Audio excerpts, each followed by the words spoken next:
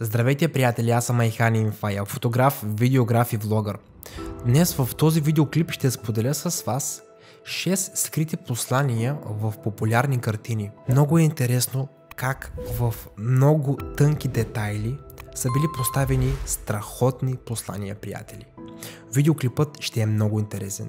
Именно за тази цел не забравяйте един лайк, един коментар и най-важното – абониране с камбанка, за да получавате уведомления за моите нови видеоклипове. А сега ви желая приятно гледане, приятели!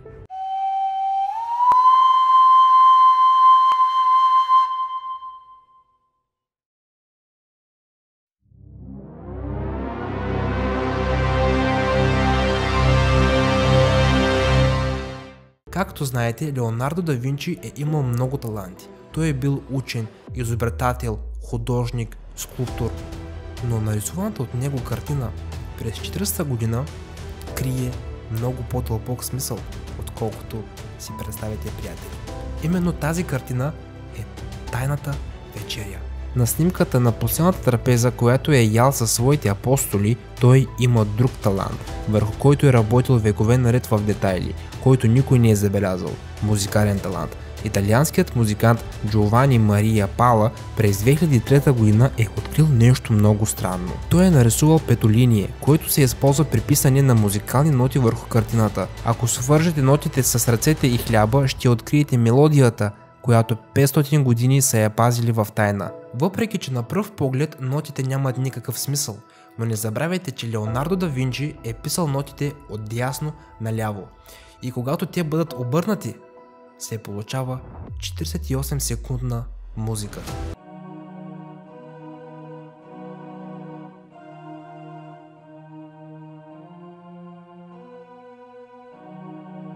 Последните думи на Леонардо да Винчи преди да почине са били: "Аз оскърбих Бога и хората. Моите произведения не достигнаха тази висота, към която се стремих." Тази музика, подобна на неговия живот, остава недовършена, описвайки отчасти неговите чувства и това как е искал той да бъде запомнен след смъртта му.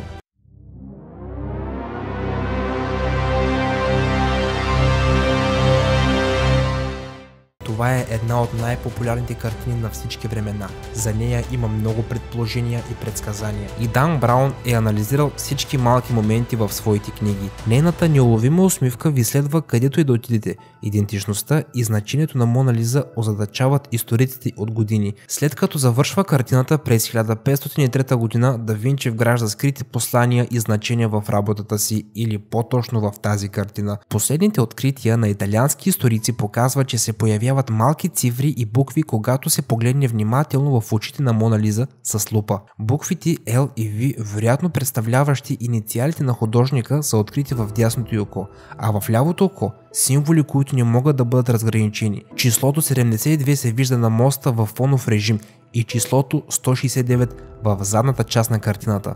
Възможно ли е тези кодове да означават нещо, приятели, или да имат по-дълбок смисъл? Учените предполагат, че всъщност тези кодове водят до пароли. Паролите на да Винчи. Всъщност за какво са служили и какво са те, никой до ден днешен не може да отговори на тези въпроси, приятели. А вие какво мислите? Споделете вашето мнение долу в коментарите.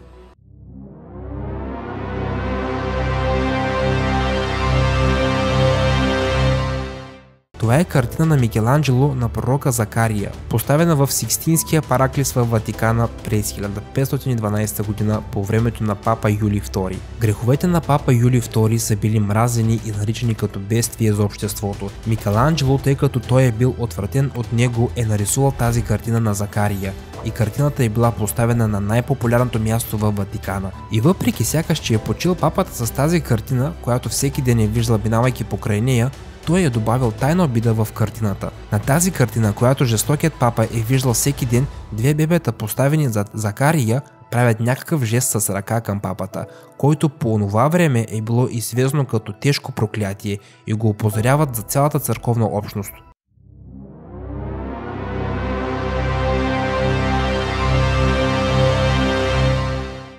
Смята се, че масоните са имали уникално въздействие върху световните общности. Също така, най-четеният автор Дан Браун е посветил една книга за масоните. Масонските знаци умишлено се поставят върху много неща в днешни дни, например като долари, Волфганг Амадеус Моцарт, най-известният класически композитор, който на нарисуваната картина е на 6 години. Картината е нарисувана от Пиетро Антонио Лоренцони през 1763 година и се твърди, че на картината се показва, че Моцарт е принадлежал към мистериозната масонска организация, когато е бил още дете. Факт е, че Моцарт, който е повлиял на целия свят, е станал масон, когато е остарял. Но вярно ли е, че той е бил част от масоните още от самото му детство? Позирането чрез поставяне на ръце в риза или яке е знак за предаността на човек към масонството. Тревожно е да се помисли, че Моцарт, който се свързва с много части от професионалният си живот с лоялността си към масонската организация, да е бил сред тях още когато е бил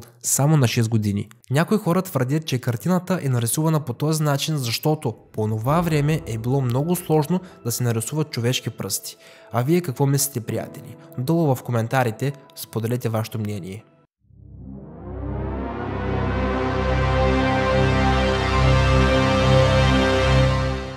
Завършена през 1849 година от Джон Еверет Миле. Тази творба изобразява герои от историите на Камерън. 160 години по-късно анализаторът доктор Карл Джакоби е открила неочакван детайл, скрит в картината. Когато разглеждаме героя от картината, виждаме, че сянката на орехотрошачката в ръката на мъжа под формата на мъжки полов орган е паднала върху масата точно под лакътя му, но няма сянка от ръката му. Изправеният крак на героя е знак, показващ ерекцията, и изсипаната сол около сянката на мъжкият полов орган се явява спермата. Тези подробности са извлечени от консервативната викторианска епоха, за да внушат еротична мисъл в подсъзнанието на хората и да прекъснат границите на честта. Тук художникът вижда проблем в разкриването на вярата си и избягва смъртното наказание, като го пази възможно най-тайно.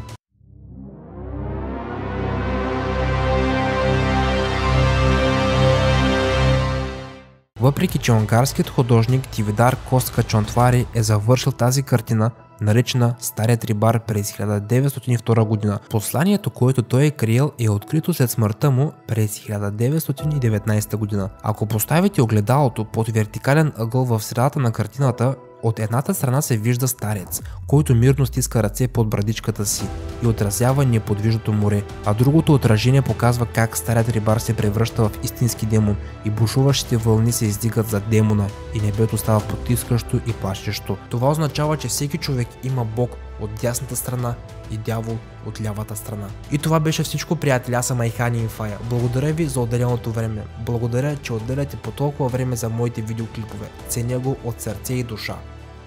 Скоро очаквайте много нови интересни видеоклипове, които съм сигурен, че не сте ги чували и не сте ги виждали. И именно, за да не ги изпуснете, приятели, се абонирайте за моят канал с камбанка, за да получавате уведомления, когато ги кача. И ако ви е допаднал този видеоклип, приятели, не забравяйте един лайк, един коментар и едно споделение в социалните мрежи. Бих се радвал. Чао, приятели, и до скоро!